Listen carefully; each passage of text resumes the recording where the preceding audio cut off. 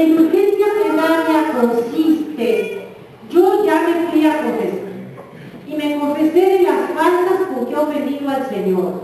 ¿Cuáles quieren? Mi falta de amor a Dios, mi egoísmo, mi falta de caridad con mis hermanos, la mentira o el robo, lo que fuera, lo que hubieran tenido de pecado. Llegan y el sacerdote perdona esos pecados en nombre de Jesucristo. Y nos dice, tus pecados te son perdonados. Ah, pero mi alma, por haber cometido esos pecados, tiene una deuda con Dios, una remisión. Mire, si esto fuera una tabla, yo la lleno de clavos, eso sería mi alma y los clavos mis pecados. Yo me voy a confesar, llego y quito de la tabla todos esos clavos. Cuando me dice el sacerdote, tus pecados te son perdonados. ¿Hay clavos? Ya no. Pero ¿cómo quedó la tabla? Aunque gana, ¿verdad? Porque si yo pongo un clavo, se queda marcado. Entonces la tabla queda marcada por esos clavos. Mi alma queda marcada por esos pecados.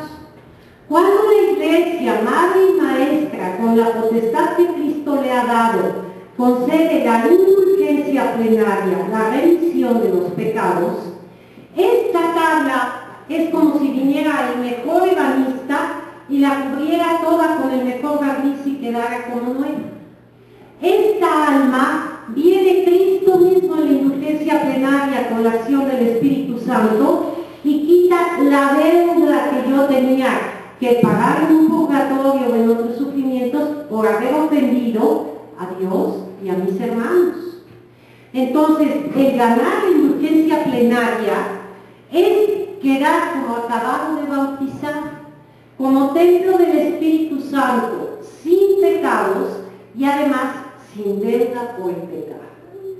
Entonces, ¿vale la pena o no aprovechar cuando en vida se nos concede pasar por esa puerta santa, cumpliendo las condiciones que nos pone la Iglesia? Repito las condiciones: confesión sacramental, o ese día o 2, 3 días antes, ¿sí? No tengo que ir a perseguir al padre saliendo de su casa, sino puedo ir en un horario de confesiones, hacer un examen de conciencia, confesarme. Y si ese día puedo ir a la catedral, qué bueno.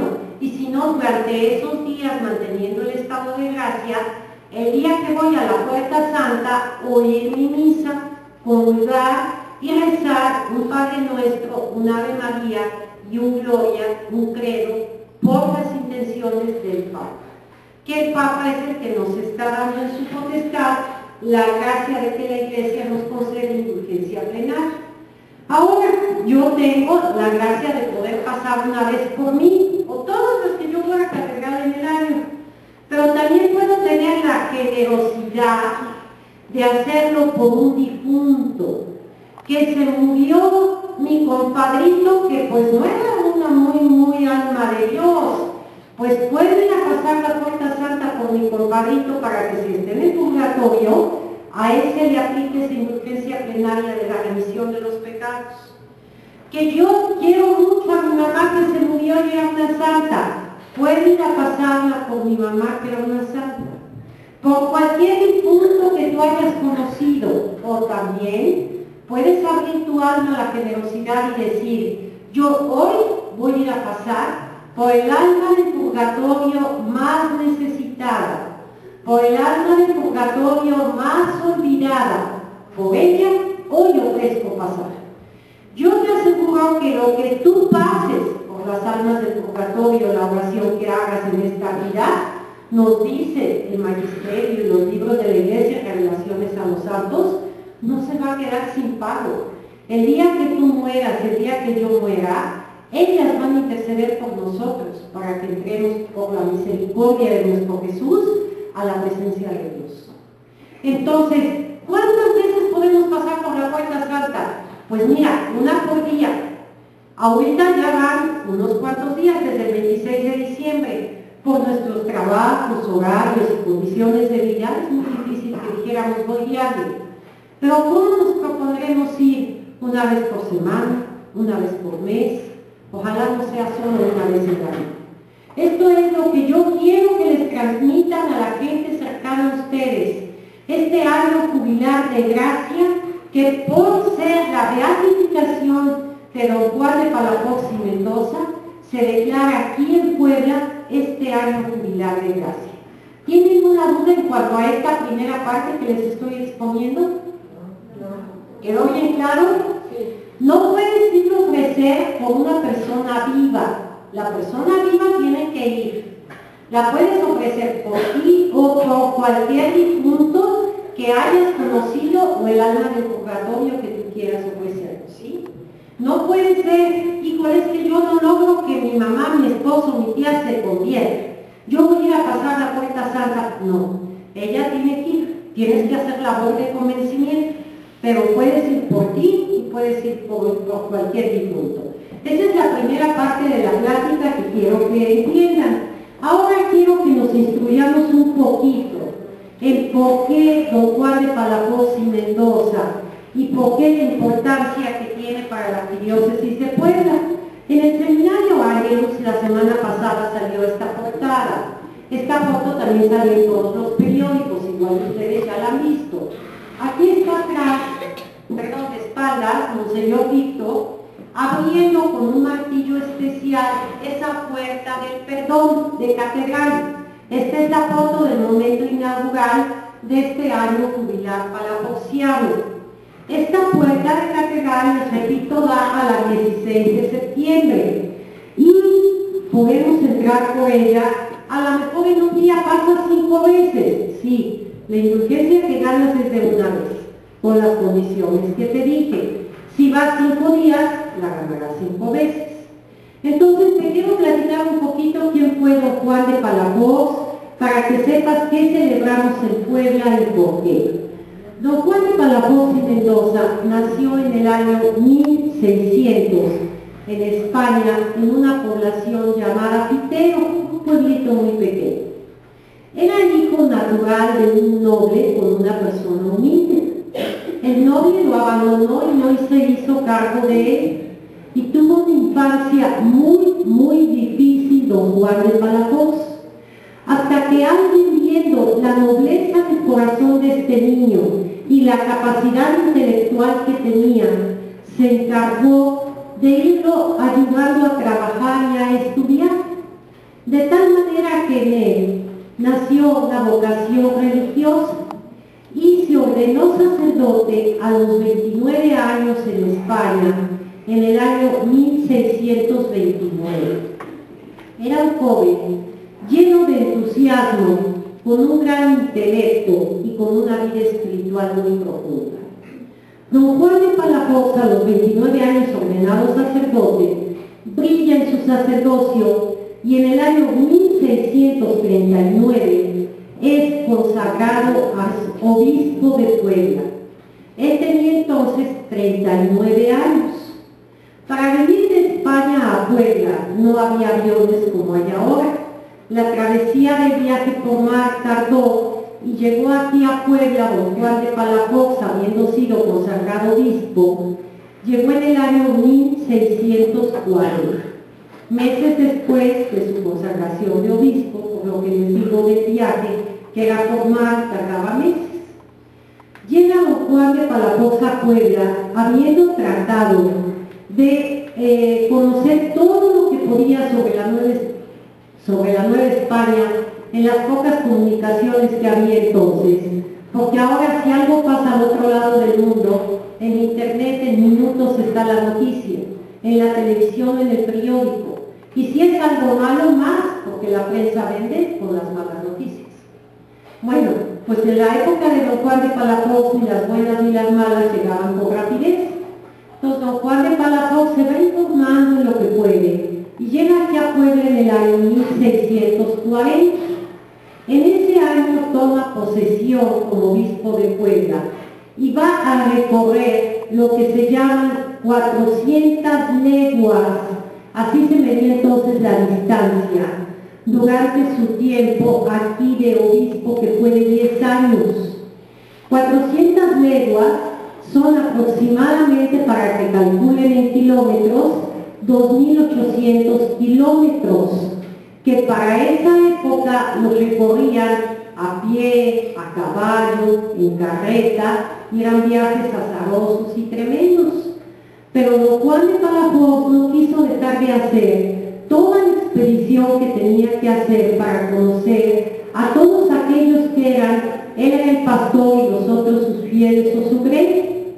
Es tan brillante la acción de don Juan visitando todos lados que lo mandan nombrar no solo obispo de Puebla, sino arzobispo de México y virrey de la Nueva España. Y se conjuga en don Juan una cosa que no había existido, y que fuera arzobispo y virrey. Pero lo más notable que se conjuga en don Juan según sus contemporáneos es que él era un hombre sumamente humilde, sumamente generoso y desposeído, y que trataba de ayudar a los más pobres, incluso dando sus cosas personales a los más necesitados. En el año de 1640 que toma posesión, empieza esto, y en 10 años que está aquí, funda también el seminario de Puebla. Ese seminario no es en el lugar geográfico en el que está ahorita la salida casi a Maluca, en Tehuacán, por allá, sino es en el centro de la ciudad de Puebla, pero es el mismo seminario.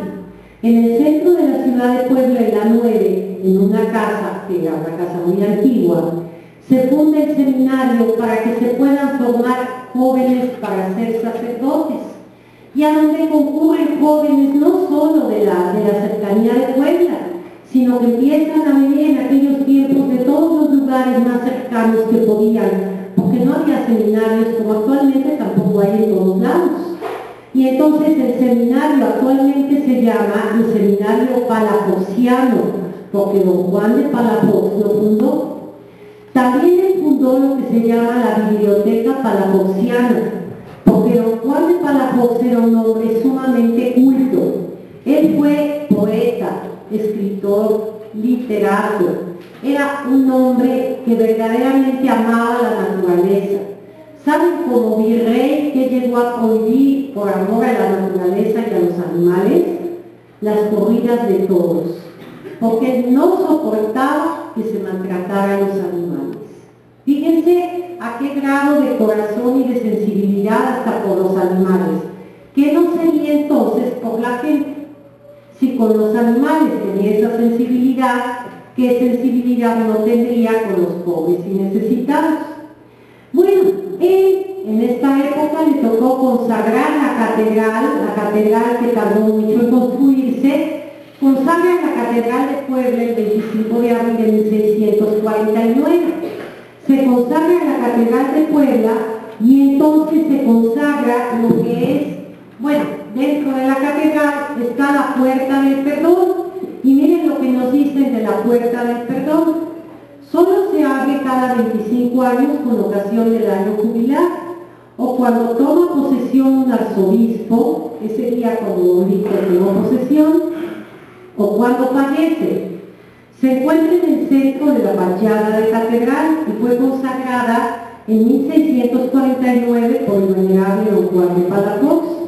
Su ornamentación, o sea, su arreglo, se concluyó hasta el año 1664 y tiene la puerta 3 cuerpos y un remate de estilo del Renacimiento. Fue encomendada al arquitecto Francisco Gutiérrez y tiene unas bellísimas columnas dóricas que flanquean la puerta del perdón, arriba de la cual se encuentra el escudo pontificio. A los lados están esculturas de San Pedro y de San Pablo, y por encima aparece un jarrón de azucenas, símbolo de la Inmaculada Concepción de María. El día que vayan a catedral se acuerdan de esta plática y se fijan si están Pedro y Pablo, si está el jarrón de azucenas, si está el escudo pontificio, o sea, el de los papas, el del Vaticano, y van a entrar por esa puerta con toda la devoción de saber que la indulgencia plenaria, que es la remisión de sus pecados, si estamos en las condiciones de gracia, el Señor quiere regalárnosla. ¿Quién no quiere aprovechar esta gracia?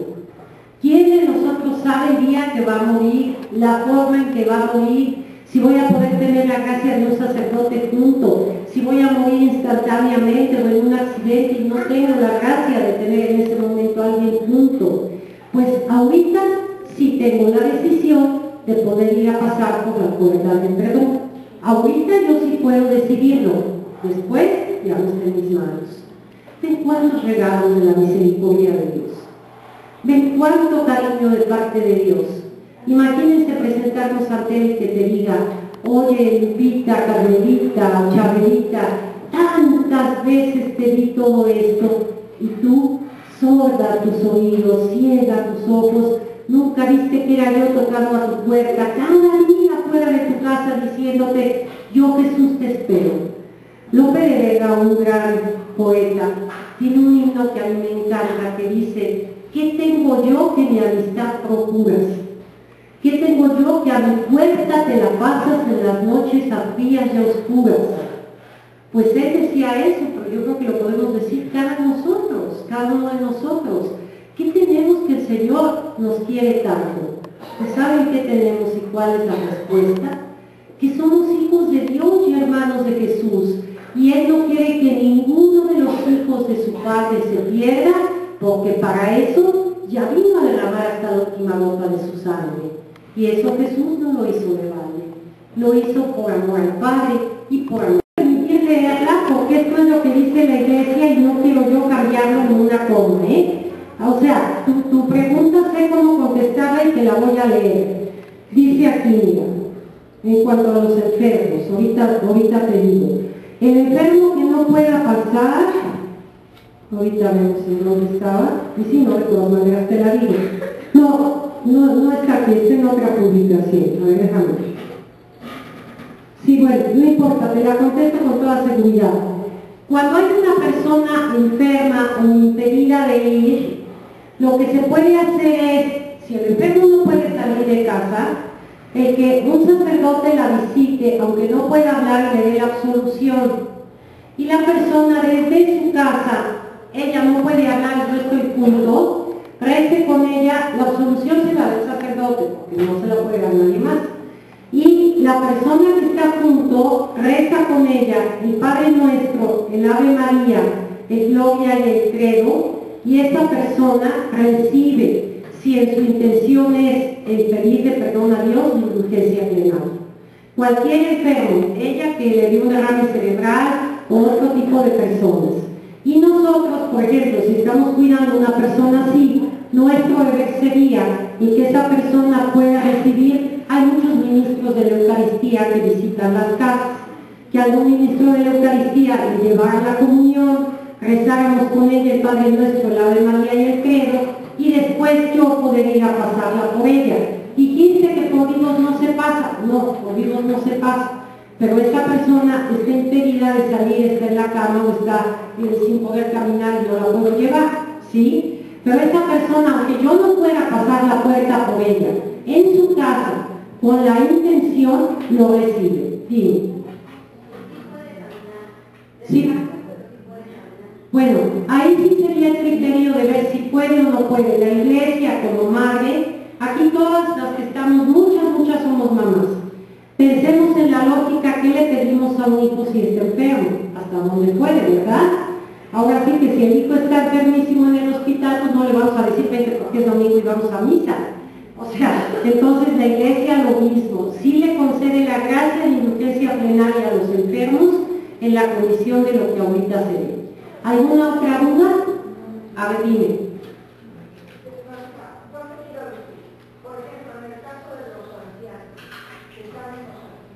Lo reciben ahí. Sí.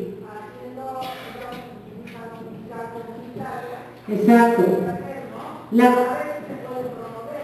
Sí, lo reciben ahí. La condición es, si la persona está consciente, que tenga el deseo de recibir la gracia. En donde esté, en el asilo, en su casa enfermera. Si la persona no está consciente, porque pues digo, tiene una vida vegetal o otro tipo, el que la persona que esté junto de él rece por él y haga la intención. Si hay conciencia, aunque esté muy ancianito y en un asilo, es válido. ¿Sí? Bueno, ahora vamos a pasar entonces todo clarito, ¿verdad, Gabriel? Vamos a pasar a otra parte que quiero comentar con ustedes. Miren, salió este libro a la venta. Yo no digo si todos compren el libro o no, pero se los quiero recomendar a alguien que pueda comprarlo y comentarles algo de lo que trae. Este libro se llama La Luz Eterna, Juan Pablo II. Salió ahora a fines de diciembre. Quien lo escribe es la señora Valentina Lasraki.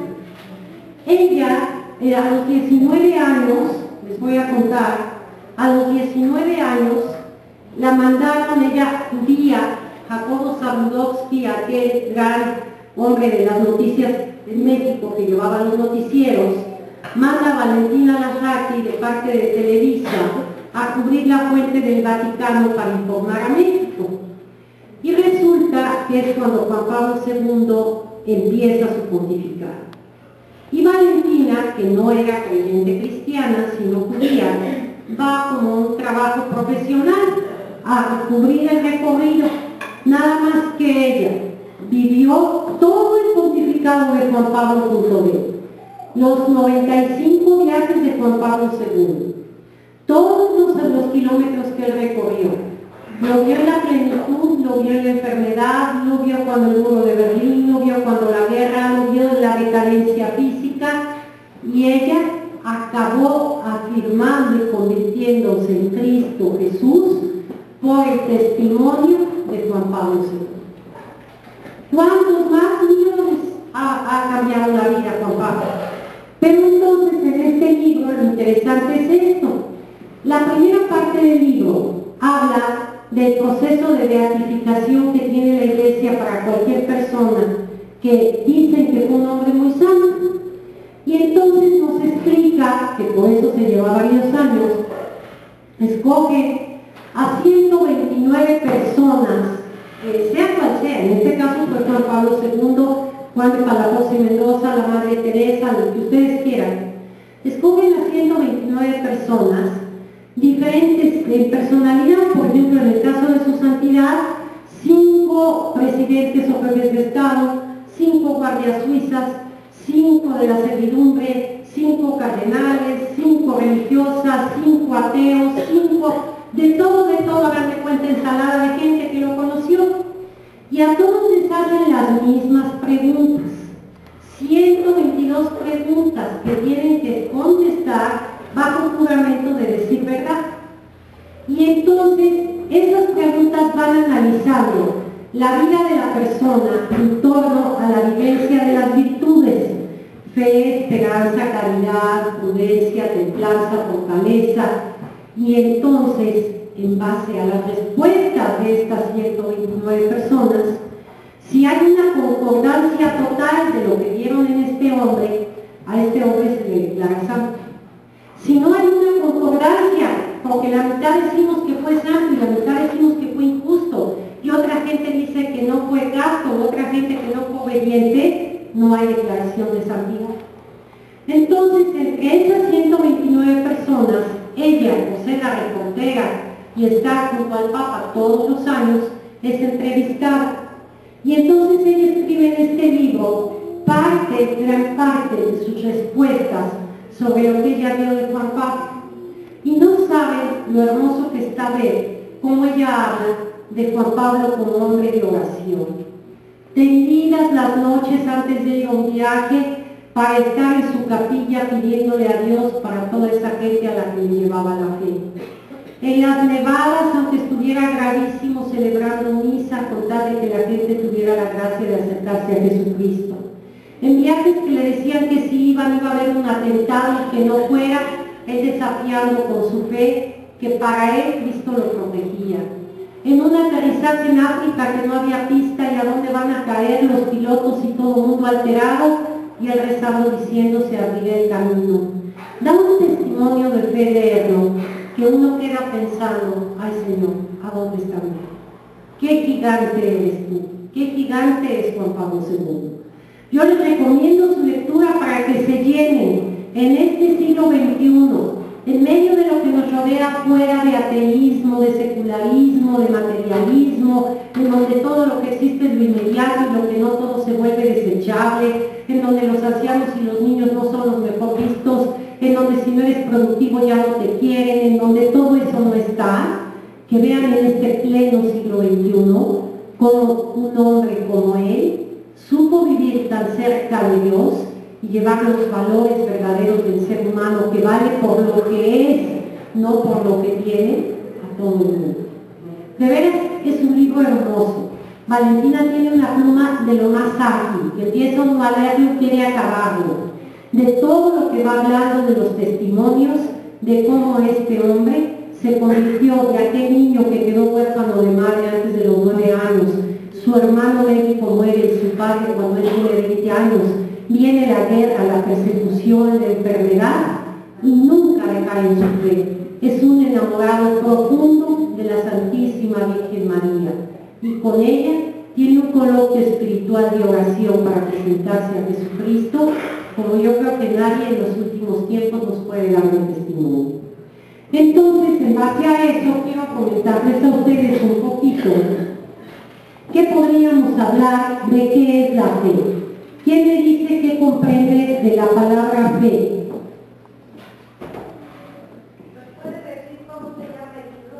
Sí, miren, se llama La Luz Eterna, es de Valentina Lataki, pero ya viendo la portada lo van a encontrar, lo venden en Sambors, en Gandhi, en varios lados.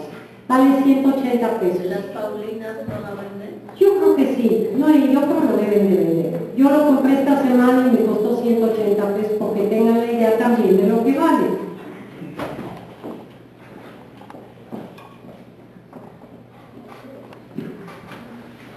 A ver, vamos a ver, ¿quién me diría qué es la fe? Para pasar esta parte de la clase. A ver, dime.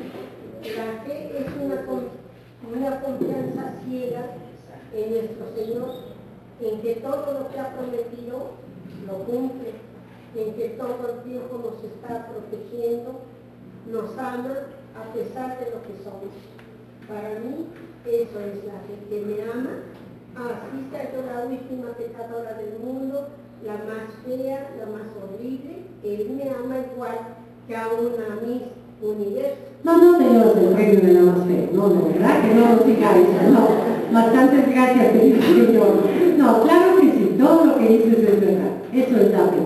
Quiero compartir con ustedes un poquito sobre la fe, porque si hablé de don Juan de Palafox, fue un hombre de fe. Si hablé de Juan Pablo II, fue un hombre de fe. Y si hablo de ir a pasar la puerta del perdón y no tenemos fe, ¿a qué vamos? Para eso paso aquí la puerta o me voy a cualquier puerta. O sea, tengo que tener fe para que tenga un significado y una respuesta a mi vida. Si no, ¿a qué le tiro? Bueno, vamos a hablar primero qué es la fe humana. A ver, vaya, si alguna duda tienen, me dicen. Y si me paso barril de tiempo, no van a hacer la mano. ¿Sí? ¿Qué es la fe humana? Mire, la fe humana es el acto o hábito de aceptar como verdadero lo que un hombre dice, basándonos en sus palabras. Aquí ve el ejemplo para que lo entiendan. Yo he oído reportajes de que un alpinista sube el Everest y que tiene 5.000 o 10.000, yo no sé cuántos metros tiene el Everest, es el más alto del mundo, ¿sí? Y que hace mucho frío y hay muchas ventiscas. Y yo a este hombre le creo. Eso es una fe humana. Yo no tengo por qué no creerle al alpinista lo que me dice. Otro ejemplo, yo voy al supermercado y compro una lata que dice duraznos en almíbar. Y yo la compro y llego a mi casa y les digo, aquí está el postre y hago el que tiene la lata dentro. Duraznos en almíbar. Si me sale de puré de tomate, me regreso judíos al supermercado a reclamarlo, ¿verdad? Entonces, yo tengo fe en ciertas cosas humanas, ¿verdad? Porque sé que están. A mí me han dicho que existió don Miguel Hidalgo. Pues sí, yo creo que sí existió, ¿verdad? O sea, eso es creer en lo humano. A mí me dicen que si yo no cuido mi salud, pues me voy a morir si sigo fumando de cáncer de pulmón, que es algo que fumaba. Bueno, es algo en lo que yo creo. ¿Están de acuerdo en que esas cosas todos las creemos? Bueno, ahora, ¿qué es tener fe sobrenatural? Ahí ya no todos entramos. Ahí ya creo en que Dios nos dé el don de la fe. Y creer en la fe sobrenatural, fíjense ya la diferencia. Tener fe sobrenatural es el acto o hábito de aceptar como verdadero lo que Dios nos dice basándonos en su palabra. Yo le creí al alpinista que me dijo que hace mucho frío en el Everest, ¿sí o no? Aunque nunca he ido. Eso es algo humano. Pero yo basada en la palabra de Dios, creo como ella que Dios me ama. Creo como ella que Dios murió para salvarme. Creo como ella que Jesús no se fije en mi pecado, sino quiere que lo deje y me acerque a Él. Entonces, tener fe en la palabra de Dios, basándome en la palabra tener fe, es que todo lo sobrenatural viene sentido. Entonces, yo tengo fe en que hay un solo Dios en tres personas. Oye, pero yo no acabo de entender si somos tres, ¿cómo es uno? No, pero se me habla de misterio de fe. Yo tengo fe que Jesucristo, hombre y Dios verdadero, vino para salvarme, murió y resucitó y está sentado como hombre y Dios a la derecha del Padre. Yo todo esto lo tengo basada en ¿qué? ¿En que me lo dijo alguien más? Me lo dijo alguien más porque ese alguien más se basó en la palabra de Dios. Entonces, la fe sobrenatural no se va a basar en la palabra humana. La fe sobrenatural se va a basar ¿en qué?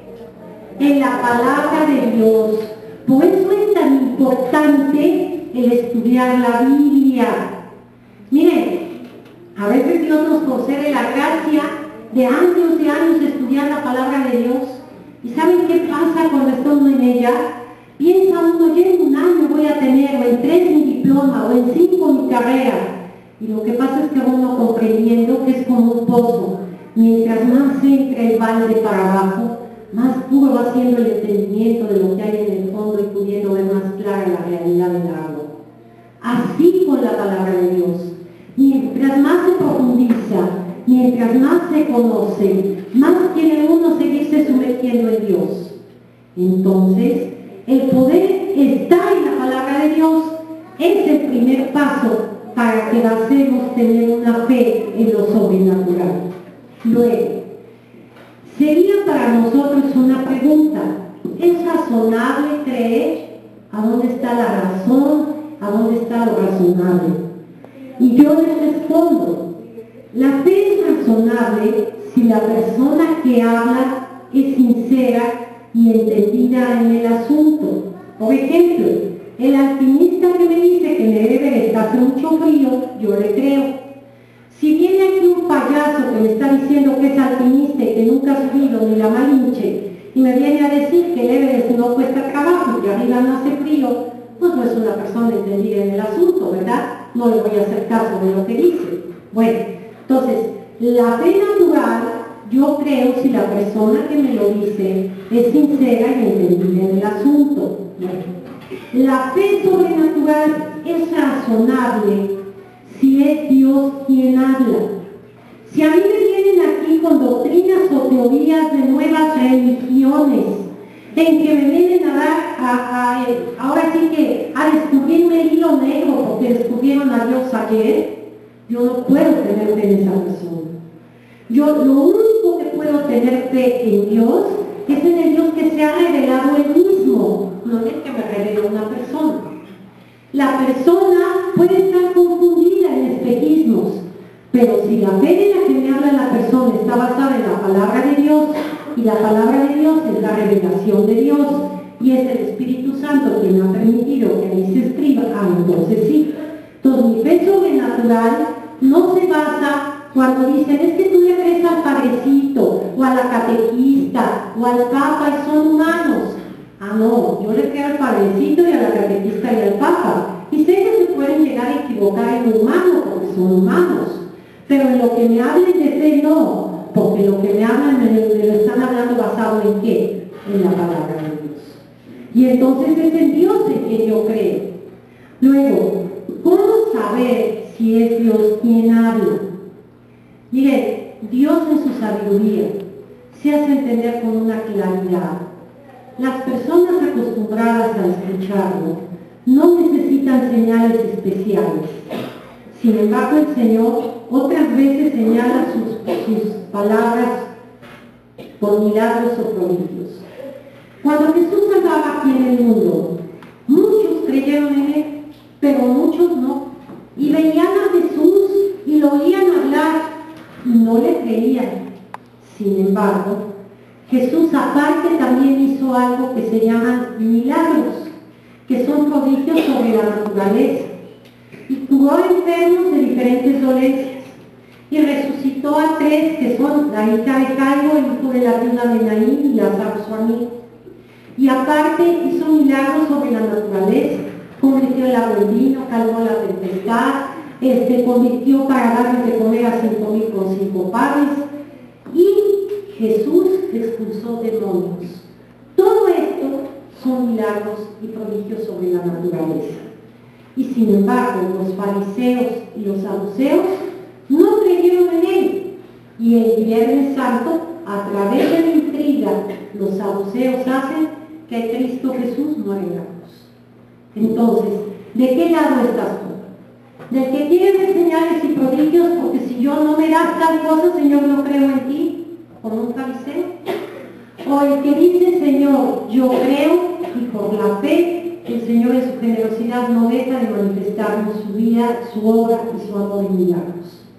Ahí está. Y no digo a los 1000 años de que estuvo, estando en medio, hubo quien lo aceptó y hubo quien lo rechazó. Entre quienes lo aceptaron se dieron todos los milagros, porque la primera condición para que haya un milagro es que tú creas. Si tú vas a ir a la puerta del perdón, ve porque crees. Si no, no gastes tu pasaje injuriamente. Luego, otra pregunta que nos podríamos hacer. ¿No es más inteligente los científicos que alardean solo creer lo que comprenden, lo que comprueban? Se nos dice que esa actitud puede ser aceptada en algún campo de investigación. Por ejemplo, la medicina, van probando medicamentos, tratamientos, y después de muchas pruebas dicen, esta medicina es buena para la diabetes, para el cáncer, después de muchas pruebas. Ahí se acepta el planteamiento de la prueba. Pero no es un buen planteamiento general, pues sería menospreciar la revelación de Dios. A Dios nadie lo ha visto jamás, nos dice la Escritura, solo su Hijo que ha venido a revelárnoslo. Entonces, si la medicina del cáncer ha visto que en 10 gente se prueba y se cura, puede hacerse esa prueba. Pero si yo quiero decir a 10 gentes aquí, ¿quiénes han tocado a Jesús? Todos alzaríamos la mano si por la fe decimos que lo hemos tocado, al oír su palabra y al tomarlo en la Eucaristía. Sin embargo, el haberlo tocado físicamente o el haberlo visto, pues tendríamos que traer a Sor Faustina y a otros muchos que han tenido la gracia de verlo personalmente. Luego podríamos preguntarnos, ¿para creer en Dios hay que ver milagros a la fuerza? Al contrario, Jesús ha dicho, y está en el Evangelio, dichosos los que sin ver creerán. Y esos somos nosotros. Después podríamos preguntarnos, ¿cómo es razonable creer a aquella gente que no ve milagros? Y dice, basta confiarse en la información abundante que tenemos en los evangelios del hacer, el obrar y el vivir de Jesús. Basta con ver en la palabra la persona de Jesús y lo que ha hecho para tenerlo. Ahora miren, tenemos dos aspectos de la fe. Uno es creer que las frases divinas son verdaderas, puesto que proceden de Dios, y aceptamos que esas palabras vienen de Dios, porque los evangelios han sido escritos por gente que fueron los apóstoles o que nos dan el testimonio de haber visto y oído a Jesús. La palabra fe viene del latín, como nos decía la hermana, es creer, es confiar, es adherirse, pero la fe es un don de Dios. También exige una respuesta humana. Dios en el bautismo te da el don de la fe, pero si tú no quieres aceptarlo, Dios nunca te va a obligar a nada. a nada, ni a la mayor felicidad que te puede dar si tú no quieres aceptarlo. Porque Dios nos hizo libres y Él no se desdice. En la libertad que Él nos dio, nos respetará eternamente. Pero nos preguntaríamos en qué camino creer, en qué creer. Para nosotros los bautizados es muy fácil. Tenemos en la revelación de Cristo en la iglesia lo que ahí se nos ofrece. El símbolo de fe, el credo, resume lo que tenemos que creer. Padre, Hijo y Espíritu Santo. Concepción original del Hijo por María. Crucifixión, muerte y resurrección. Una iglesia santa, católica y apostólica. Y la resurrección de los muertos. Tan fácil como eso. No tienes gran cosa. El credo tiene todo. ¿Cómo vivir esa vida de fe en la que crees? La tienes en la iglesia. Los sacramentos, Jesús mismo los instituye para que tú por el bautismo entres a la vida de gracia y de fe, para que tú por la confirmación estés verdaderamente lleno de fortaleza y des testimonio de que has oído y has visto a Jesús desde tu bautismo. La comunión para el encuentro personal y amoroso del alma con el amado que es Jesús. La confesión, porque yo fallo tantas veces que necesito el perdón de Dios. Cuando me esté muriendo o cuando esté enferma, la fortaleza en el sacramento de la unción de los enfermos. Y si voy a tener el sacerdote con la vida religiosa, tienen el sacramento del orden. Y nosotros los casados entramos todos a la iglesia, pero salimos tres. El esposo, la esposa y Cristo en medio de nosotros. No puede haber divorcios, porque es Cristo el que está en medio de nosotros. El divorcio es porque no se vive con Cristo, porque entraron dos y no supieron vivir con Cristo, porque no supieron perdonarse, amarse, entenderse, como habían prometido con Cristo en medio de los dos. Entonces la iglesia nos brinda el credo, la iglesia nos brinda los sacramentos, la iglesia nos brinda una vida de oración, la iglesia nos brinda aprender la palabra de Dios. Sí, pero está re bueno en el Sky el fútbol, dice el Señor, o la señora la telenovela, y no acudimos a los llamados de fe, a los llamados de Dios. Esto es un año de oportunidad. Voy a terminar diciéndoles una definición divina que me encanta de fe. En la palabra de Dios de Hebreos 11:1 es una frase que dice la palabra de Dios de la fe. La fe es tener certeza de aquello que no vemos, pero sabemos que existe. Fíjense. No vemos. Si lo viéramos, ya no sería fe. No vemos, pero sabemos que existe. Entonces, ¿yo sé que existe Dios? Sí, tengo certeza de que existe Dios. ¿Yo sé que va a existir la resurrección de los muertos? Sí. Pero si ni te has muerto, sí.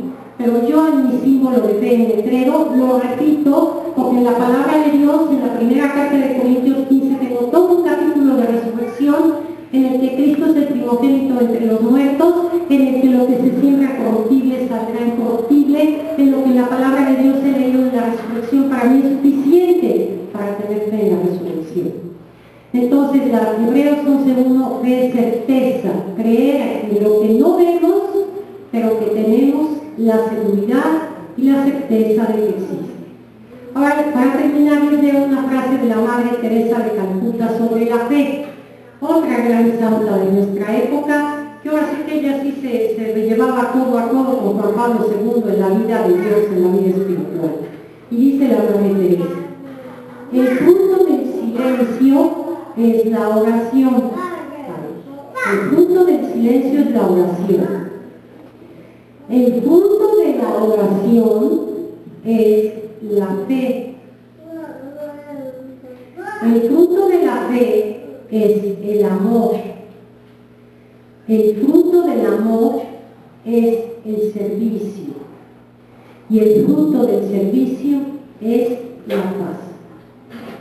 Entonces, oración, fe, amor, servicio. Oración, fe, amor, servicio y paz para todo el mundo. ¿Queremos vivir esas dimensiones? Podemos. Tenemos todo lo que Dios nos está dando, pero falta nuestra respuesta. Les digo una vez más la definición, a ver, pero la van escribiendo rapidito. El fruto del silencio es la oración. El fruto de la oración es la fe.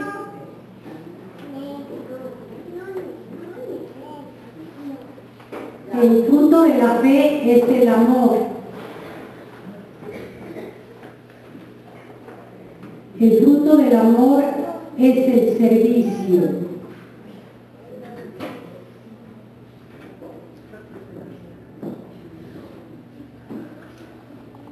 Y el fruto del servicio es la paz.